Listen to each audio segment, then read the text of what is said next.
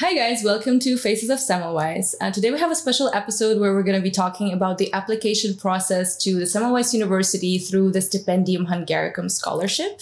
And we have a special guest here with us today, whose name is Mohammed Soban. He's a second-year physiotherapy student at Semmelweis, and he will share with us his application journey. Thank you so much, Evelina. And hello, guys. My name is Mohammed Soban. So I'm doing physiotherapy. And I'm a Stipendium Hungaricum scholar. I came here in 2021. It's about where you're from and like which country you're from. And I'm assuming it's in the list of the Stipendium Hungaricum since you're here. Yeah. So basically, I'm from Pakistan. And for the Stipendium Hungaricum, from 90 countries, they accept the students every year. And this scholarship is basically is a bilateral relationship between the countries, so the Hungarian government and the other countries. So it's, they also send the students to that country, and Hungarians basically can also go to that country. But, most of the Hungarians don't want to go to those countries from where the people are coming. So, yeah, so it started in 2013. It started really recently. And the aim of that scholarship was basically to, internationalize the whole, the Hungarian education system. And I think like what I have read on the website, 5,000 students every year, I think like they come to the different, universities in Hungary.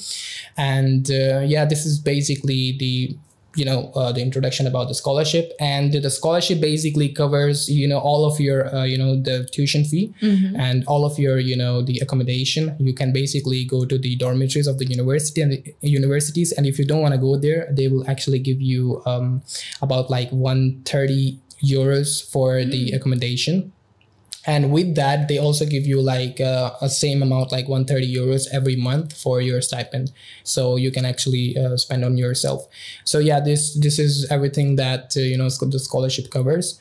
And I mean, like you can apply to, almost every major or every degree here. So like it's available for the bachelor's, for master's and PhD. So it covers all the majors. So it doesn't matter like if you are if you want to go to the medical university, if you want to do the business or something. So it covers basically everything. And yeah, that's basically the introduction. How did you find out about the scholarship? Because when I was applying, I didn't even know about it. Yeah, so it's a good question because like in Pakistan and in most of the developing countries, people don't know about the scholarships.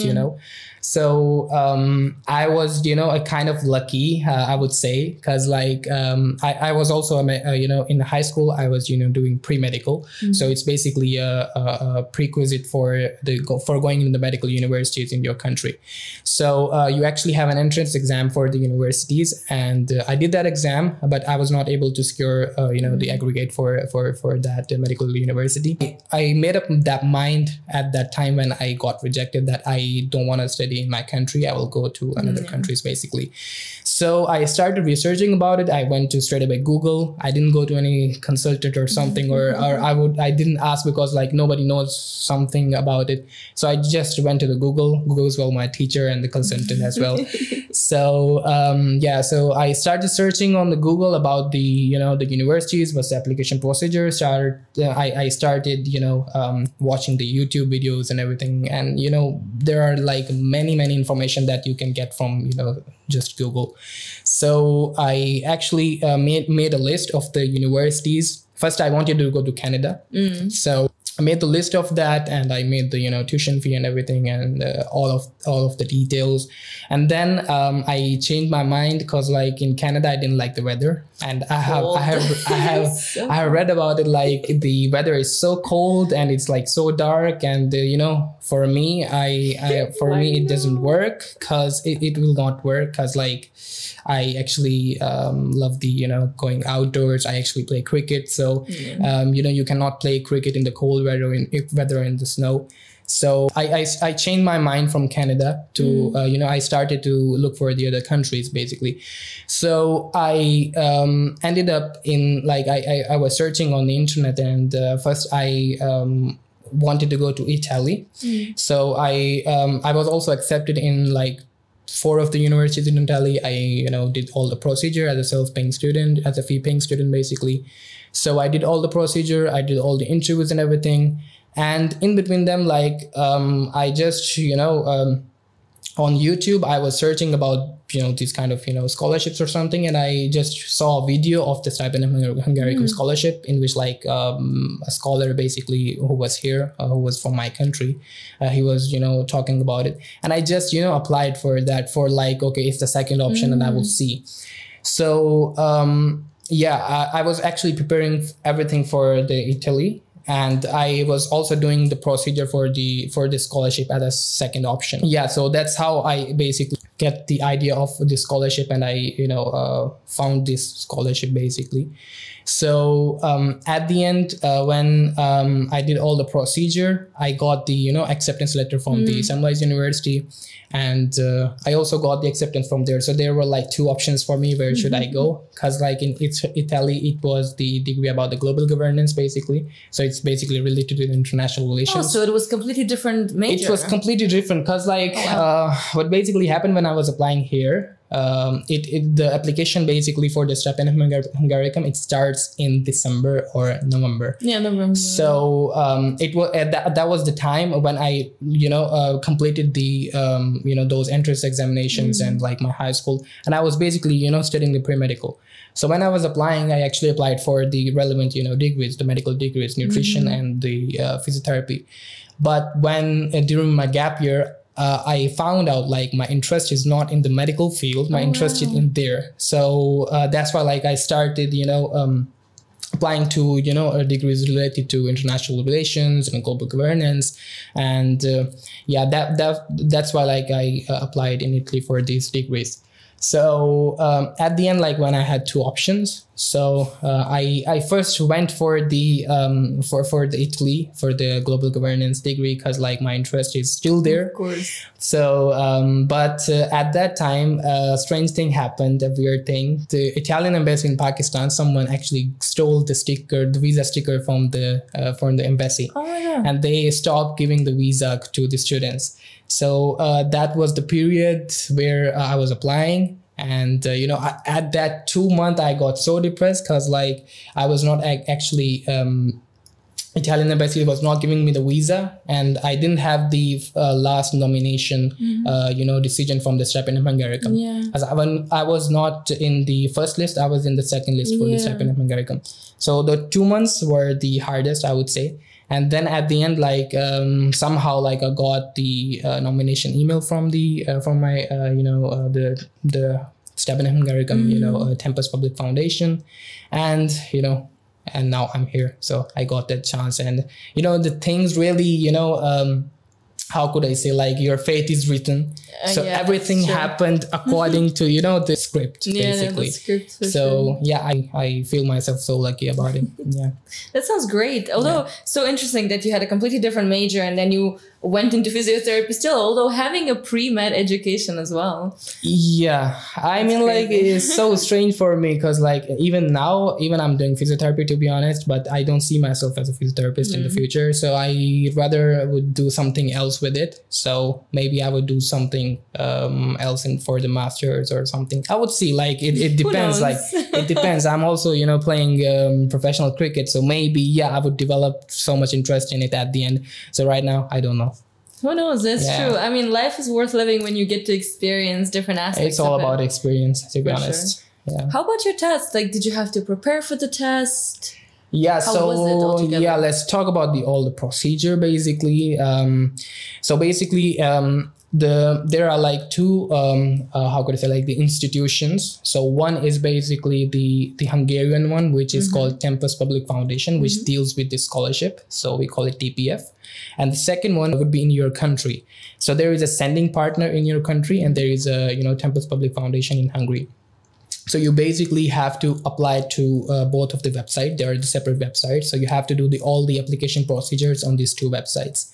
So the thing is, like, it depends upon the sending partner to choose the students from their country, to nominate the students from their country. So it depends upon them whether they would take the interview, whether they would take the written test or something.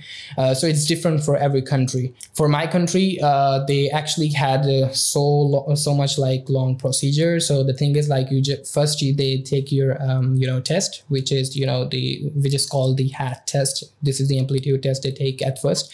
So it's basically related to your previous studies. So they take it, and then they basically have the interview process for the nomination. And they actually made the aggregate out of it.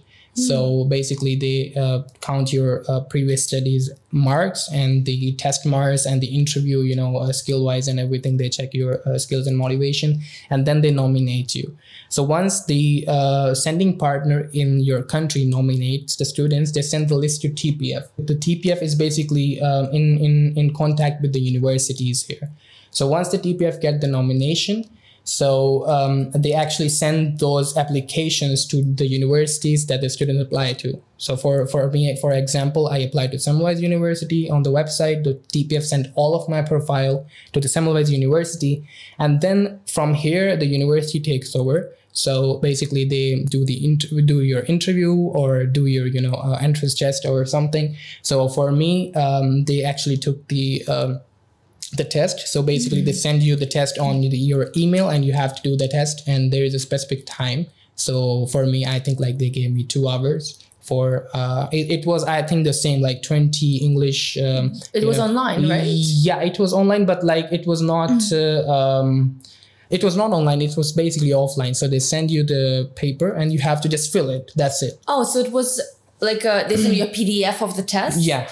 Oh my God, that is so funny. It was so easy, to be honest, because like and they don't know, like even the students would go to the Google or you could like bring a tutor in, and be like, yeah, hey. You can do it. It's so easy, by the way, like if you want to do. But for me, I actually had. But you had a pre-medical. Yeah, so like it was so easy for me. So I did it and I sent it in on time, and they actually, I think like. So then you like take a picture of each page. It depends. Like I did it on my laptop, everything on the Word and everything, because like I know the graphic designing and everything, so that's why. So otherwise, like yeah, you can do it on the by hand as well. So you just take the picture or scan it and then you send it. It's weird, but yeah, it is what it is.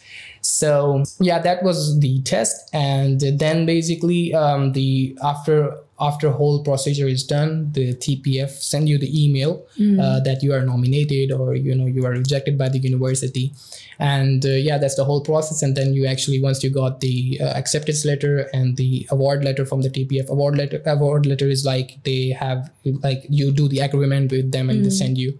So by taking all of the documents, you actually go to your embassy, the Hungarian embassy, for the visa, and then you basically apply for the visa. And yeah, that's the whole procedure for this Stipendium Hungaricum. Do you ever get the response from the university itself, or is it just the TPF that's handling it? It's most of the time it's TPF, because like after you got basically the admission, then the university basically takes over. So once you got the admission, then the university will send you the simple emails like, okay, you have this event, you have that event coming up, and how you can come to here and how you can apply, how you can basically register in the university and stuff like this. So yeah, like once you got nominated and once you get the scholarship, then you basically, the university takes over. But before that, everything is done by TPF and, your sending partner. That's nice. Yeah. So how about now you tell us about the visa process? Because like we're from different countries. I don't know how your visa process. Yeah, I mean, like I believe like the visa process is almost the same for all countries. Like you should have your educational documents, like your degree transcript and everything, and it should be notarized and attested. And other than that, you should have your passport, your identification documents, birth certificate, bay form, and everything like this. So even birth certificate. Yeah, they're serious. Yeah, I mean, like it depends upon the country. For us, like they need your birth certificate, they need the ID card, they need your passport, and your all the details should be according to all the three your identification documents. The name and the date of birth and everything should be the same. So yeah, they basically check these things. The simple the documentation check. So they do these things, and they give you the visa basically. And other than that, so for the scholarship student, we don't need a financial soundness certificate or something like this, because like you give the award letter to them that okay, we have the scholarship. And other than that, the accommodation, the contract, and the air ticket basically. So these are the simple visa documents. I think like it should be the same for all countries. So you basically go there, and it's the same. Like they ask you about the questions, like they take your interview, and they ask like, okay, why are you going? Your motivation and everything. So like the simple questions, and then basically the visa interview and everything is done. And then I got the visa after 12 days. Nice. So that's the whole the thing. Do you feel like there are a lot of people who are applying from your country for the stipendium? Do you feel like there was a lot of competition for you? There is a competition all the time. Recently, for like the previous year, I think like the number increased from 50,000 to like 80,000 students. So applicants. Oh wow, that's insane. That applied for these 134 and seats. How many people get it for your country specifically? How many seats are allocated?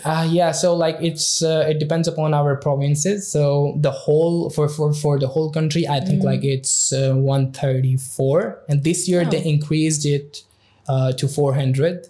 So so it's like divided into the different, the provinces or the state. Aggregate and everything depends upon the states. It's different for the states, and the seats are also different for the states, basically. So there is always a competition for sure, because like they check your previous marks, so what you got in your high school and everything. Who scores better. So like 50% of that and 50% of what you score in your the entrance test and basically the interview. So it's always competitive, but like this time the numbers were insane, because like now people started to make the YouTube videos and everything, and people started getting to know like, okay, we can go outside, and there is a scholarship and there is an opportunity. And there were like many applicants this year. I think scholarship is truly amazing. Like you get the opportunity to study in Europe, and you get the scholarship where you don't have to pay the tuition. I think it's amazing. I mean, like for the developing countries, it's so good, because like people don't have money there, to be honest, to afford it. So that's why like it's so amazing. And then you come here, you don't have to pay anything. Just you work for yourself, and then you just spend that money basically on yourself, and you can do whatever you want here. So I like this thing. I didn't have that thing in my country. So here you basically come and you have everything. So it's pretty nice. Oh, I wish I could get the scholarship. Literally, I've been applying. I don't know, like maybe you could get it, but you don't have enough information. That's the problem with I think most of the students. That is so true. But I also feel like the other aspect of it is, for many people who are even applying for it, is that their country may not nominate them, and like that's the biggest problem where it lies. I've heard about like Iran and other countries, Korea maybe. I feel like the majority of Asian countries, it's very difficult for them to get a nomination as well, because I think their countries would rather let them stay within the country, although it's so hard to get into universities there. So getting nomination. Because like the Hungarian government basically give the seats to every country, but it depends upon the sending partner, basically their sending partner. So if they're not good, then obviously it would happen. I'm just praying. Maybe eventually I will be with you talking about the Stipendium Hungaricum, Sure. Keep watching, guys, for new videos for the Faces of Semmelweis, and I hope you guys really enjoy. And if you guys have any ideas, suggestions, or even criticism, please leave a comment below, and we will be really happy to read it and hopefully implement it.